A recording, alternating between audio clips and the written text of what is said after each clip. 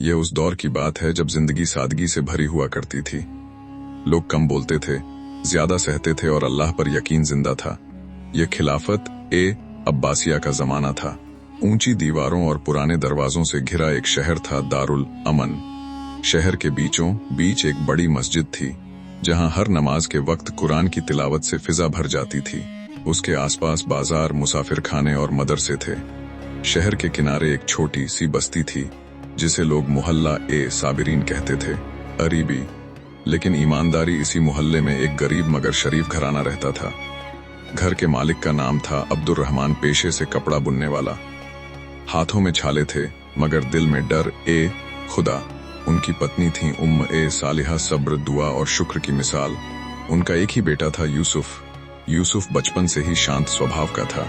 उसकी आंखों में गरीबी का दर्द भी था और बेहतर कल के ख्वाब भी। हालात चाहे जैसे हों, वह कभी नमाज नहीं छोड़ता था। अब्दुल रहमान अक्सर बेटे से कहा करते, बेटा, इस दुनिया में इंसान वही काटता है जो वह बोता है। याद रखना, जैसी करनी वैसी भरनी। यूसुफ इन बातों को दिल में उतार लेता। पहली बड़ी आजमाइश जब यूसुफ 16 साल का हुआ तो एक दिन अब्दुल रहमान अचानक बीमार पड़ गए। काम छूट गया, आमदनी बंद हो गई। घर में कई दिन चूल्हा नहीं जलता। एक रात सालिहा ने रोते हुए कहा, बेटा, अल्लाह सब्र करने वालों के साथ है, मगर भूख बहुत बड़ी आजमाइश होती है। यूसुफ ने मां के आंसू पोंछे, अम्मी, मैं मेहनत करूंगा, अल्लाह जरूर कोई रास्ता निकालेगा। अगली सुबह वह रोजगार की तलाश में बाजार की तरफ निकल पड़ा। दौलत का फितना बाजार में एक बड़ा व्यापारी था, हारिस बिन कासिम। लोग उसे इज्जत से देखते थे, मगर उसके दिल में लालच और जुल्म भरा था। वह नाप तोल में धोखा देता, गरीबों का हक मारता और यतीमों के माल पर नजर रखता। हारिस की नजर यूसुफ पर पड़ी। सीधा सादा, मजबूत और शरीफ लड़का। उसने कहा, लड़के, मेरे यहाँ काम करेगा, खाने पीने की कमी नहीं रहेगी। मजबूरी में यूसुफ ने हाँ कर दी। कुछ ही दिनों में यूसुफ समझ गया कि यह आदमी गलत रास्ते पर है। एक दिन उसने हिम्मत करके कहा, मालिक, तराजू कम है, अल्लाह इससे नाराज होगा। हारिस हंस पड़ा, नादान, दुनिया ईमान से नहीं चालाकी से चलती है। लालच और ईमान की टक्कर। एक रात हारिस ने यूसुफ को अकेले बुलाया, अगर तू मेरा साथ देगा तो तुझे भी अमीर बना दूंगा, बस चुप रहना सीख ले।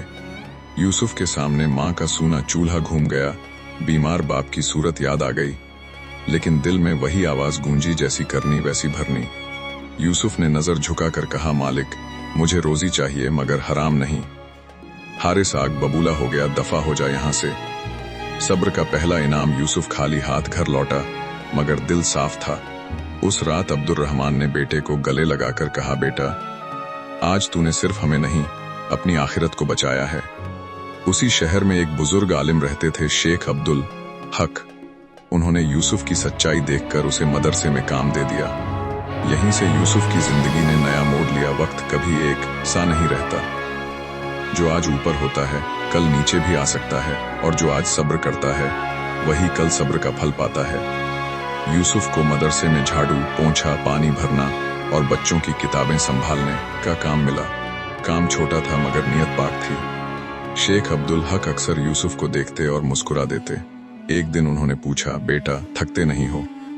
यूसुफ बोला, हुजूर, थकान जिस्म में होती है, दिल तो अल्लाह के भरोसे जिंदा है। यह जवाब सुनकर बुजुर्ग की आंखें भर आईं। धीरे धीरे उन्होंने यूसुफ को पढ़ने की इजाजत दे दी। दिन में काम और रात में इल्म। यूसुफ का किरदार और अखलाक निखरता चला गया।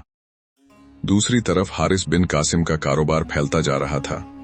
दौलत बढ़ी मगर सुकून खत्म होता गया। वह अब खुलकर धोखा देता, मजदूरों की मजदूरी रोक लेता और यतीमों के वफ की जमीन तक हड़पने लगा। लोग उससे डरते थे, कोई बोलता नहीं था। एक रात हारिस ने सपना देखा, वह एक अंधेरे मैदान में खड़ा है और उसके चारों तरफ वही लोग हैं जिनका उसने हक मारा था। सबके हाथों में तराजू है और हर तराजू उसी की तरफ झुकी हुई है। वह घबराकर उठा मगर फिर हंस पड़ा, हलंतवा भी तो है। कुछ ही दिनों बाद शहर में अकाल पड़ा। बारिश रुक गई और अनाज महंगा हो गया। हारिस ने मौका देखा और कीमतें दोगुनी कर दी। लोग भूख से तड़पने लगे। इसी दौरान खलीफा की तरफ से एक ईमानदार काजी शहर में आया, काजी नूरुद्दीन। शिकायतें जमा होने लगीं और हर जुबान पर एक ही नाम था, हारिस बिन कासिम। काजी ने हारिस को दरबार में बुलाया। गवाहों में वही लोग थे जिन्हें उसने लूटा था और एक गवाह यूसुफ भी था।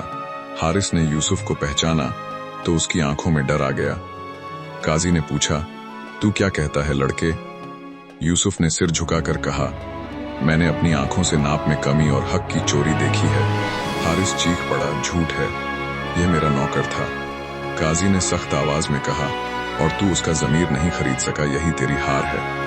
तहकीक के बाद हारिस का सारा माल जब्त कर लिया गया। वफ की जमीन वापस हुई और गरीबों में अनाज बांटा गया। हारिस को जेल में डाल दिया गया। कुछ महीनों बाद वह उसी जेल में बीमार पड़ा जहां कभी उसने गरीबों को सड़ने दिया था। मरते वक्त उसकी जुबान पर बस यही था, काश मैंने इंसाफ किया होता। यूसुफ को काजी नूरुद्दीन ने गले लगाया और कहा, बेटा तूने साबित कर दिया, जैसी करनी वैसी भरनी। शेख अब्दुल हक के मशवरे से यूसुफ को मदरसे में शिक्षक बना दिया गया।